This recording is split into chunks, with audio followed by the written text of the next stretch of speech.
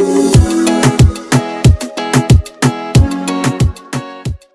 Everyone, welcome back to my YouTube channel. आज हम लोग ज्योमेट्रिक सवाल करने वाले हैं। तो देखिए, इस सवाल में दिया है कि D is the mid point of side BC of A triangle ABC.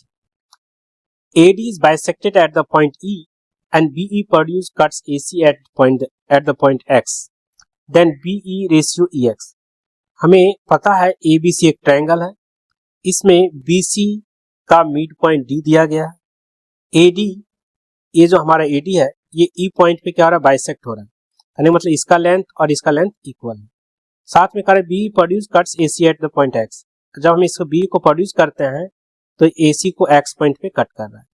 देखिए, इस सवाल को बनाने के लिए क्या करेंगे, सबसे पहले हम लोग एक मिड पॉइंट थ्योरम है, इसके बारे में जानते हैं।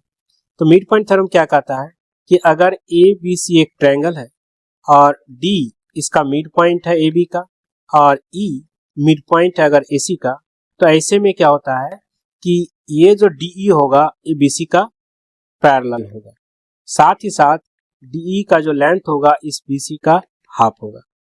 दूसरी बात और एक चीज जानते हैं कि इस अगर कन्वर्स इसका क्या कहता है, तो मिड पॉइंट का कन्वर्स कहता है कि अगर ABC एक ट्रायंगल है और DE पहले से पैरेलल है BC का और कोई D और E में से एक अगर मिड पॉइंट है, तो दूसरा वाला जो E है यहाँ पे AC का क्या हो जाएगा, मिड पॉइंट बन जाएगा। ये converse of mid point theorem से।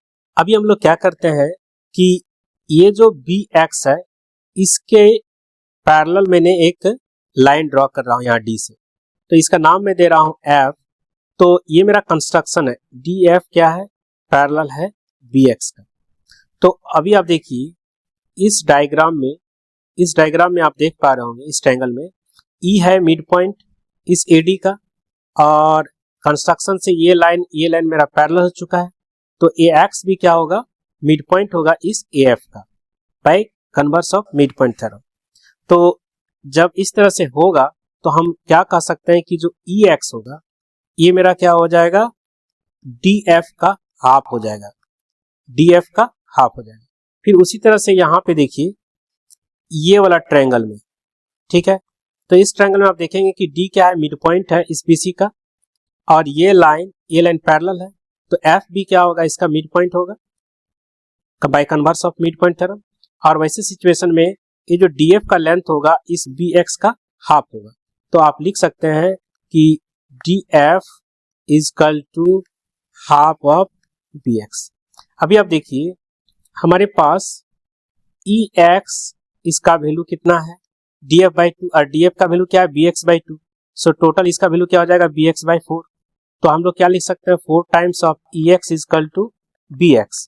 और BX एक्चुअल में है क्या चीज, तो BX मेरा दो पार्ट है, एक BE और प्लस EX है, तो हम इसको क्या लिखेंगे, BE प्लस EX लिखेंगे।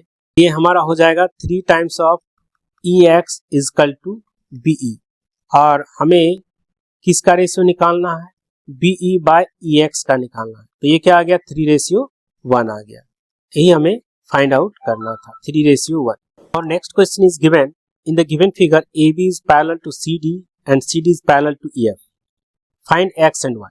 तो ये जो तीन लाइन हमें दिया गया है ये तीनों क्या है, पैरेलल है, तो हमें X और ये Y इसका लेंथ फाइंड आउट करना है।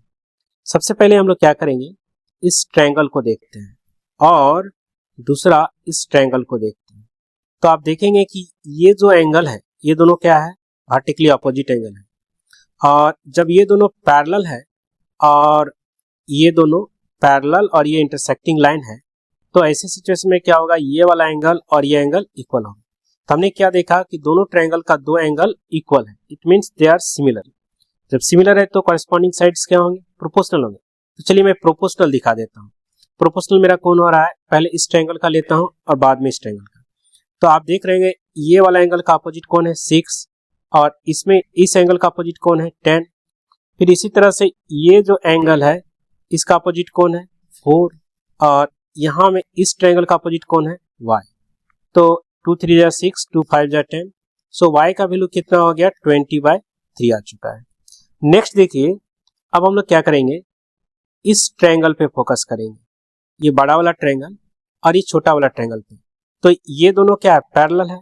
So it means this angle is equal to this angle, corresponding angle क्या होंगे, ये इक्वल होंगे, और ये मेरा कॉमन एंगल है, एंगल ई, तो दोनों सिमिलर होंगे, छोटा वाला ट्रायंगल ECD और EAB।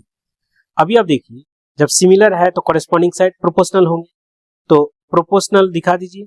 यहाँ पे क्या होगा, x/6 इजकल टू हमारा y ले लेंगे छोटा वाला का साइड, और बड़ा वाला का साइड क्या हो जाएगा, y+4 होगा। आप देख सकते हैं पहले ये वाला साइड, बाद में ये वाला साइड। ठीक है, अभी इसको हम लोग सॉल्व करते हैं। तो ये हमारा y का वैल्यू हम लोग क्या करते हैं, पुट कर देते हैं पहले। सो y का वैल्यू क्या है, 20/3 है, और यहाँ भी क्या होगा, 20/3 + 4 हो जाएगा, तो ये हो जाएगा 20/3 और ये हो जाएगा 32/3, 3 कैंसिल आउट हो जाएगा। सो x/6 इजकल टू 20/32, 4 5 जा 4 8 जा 2 3 जा 2 4 जा, सो x का वैल्यू कितना आ रहा है, 15/4 आ रहा है। ये हमारा x का वैल्यू निकल चुका है, ये मेरा y का।